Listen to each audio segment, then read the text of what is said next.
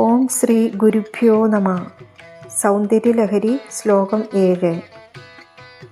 പരബ്രഹ്മസ്വരൂപിയായിരിക്കുന്ന ഈശ്വരൻ ശക്തിയുക്തനായാൽ മാത്രമേ സൃഷ്ടിയാദി ക്രിയകൾക്ക് ശക്തനാകുന്നുള്ളൂ. ആ പരമാത്മാവിൽ നിന്ന് ഈ പ്രപഞ്ചമുണ്ടാകണമെങ്കിൽ ഞാൻ എന്നൊരു ഭാവം ഉണ്ടാകണം. ആ പരമാത്മാവിൻ്റെ തന്നെ ഞാൻ എന്നൊരു ഭാവമാണ് ദേവിയുടെ അഹങ്കാര തത്വം അല്ലെങ്കിൽ അഹംഭാവം. ഈ അഹങ്കാരമാണ് ശക്തിസ്വരൂപിണിയായ പ്രകൃതി. ഇങ്ങനെയുള്ള ദേവിയെയാണ് ഈ ശ്ലോകത്തിൽ വർണ്ണിക്കുന്നത്. ശ്ലോകം 7.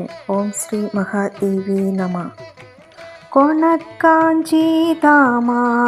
കരികളഭ കുംഭസ്തനനതാ പരീക്ഷീണാമധ്യേ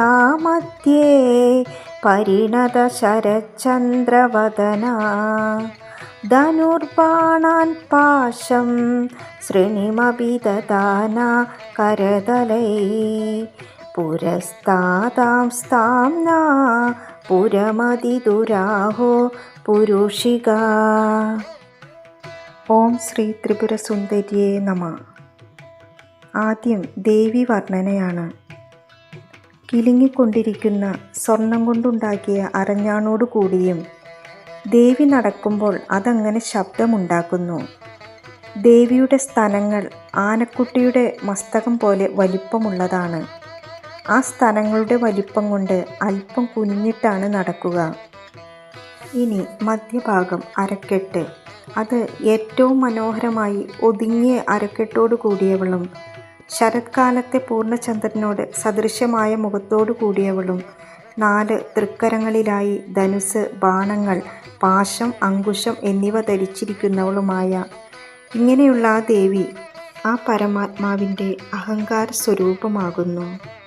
സാക്ഷാൽ പരമശിവൻ്റെ അഹങ്കാര സ്വരൂപമാണ് ദേവി. ആ പരമാത്മാവിൻ്റെ തന്നെ ശക്തിയാണ്. അങ്ങനെയുള്ള ദേവി ആരാണെന്ന് പറയുന്നു. ദേവി ആരാണ്? ആ ബ്രഹ്മത്തെ ചലിപ്പിക്കുന്ന ആ പരമാത്മ ചൈതന്യം അതിസൂക്ഷ്മമായതുകൊണ്ട് നമുക്ക് കാണാൻ സാധിക്കില്ല. പരമാത്മാവ് എന്നത് ബോധസ്വരൂപമാണ്. നമ്മുടെ ഉള്ളിലെയൊക്കെ ആത്മബോധം ഇതിൻ്റെ ഉറവിടമാണ്.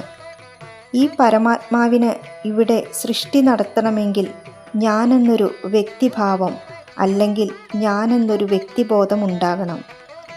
ആ ഞാൻ എന്ന ഭാവമാണ് പരമാത്മാവിൻ്റെ അഹങ്കാര സ്വരൂപം. ഈ അഹങ്കാര സ്വരൂപമാണ് ദേവി അല്ലെങ്കിൽ പ്രകൃതി. ബ്രഹ്മത്തെ ചലിപ്പിക്കുന്ന ആ പരമാത്മ ചൈതന്യം അത് പുരുഷൻ്റെ ശക്തി തന്നെയാണ്. അങ്ങനെയുള്ള ദേവി ഞങ്ങളുടെ മുന്നിൽ ആവിർഭവിക്കട്ടെ. സർവം ജഗദംബാർപ്പണമസ്തു.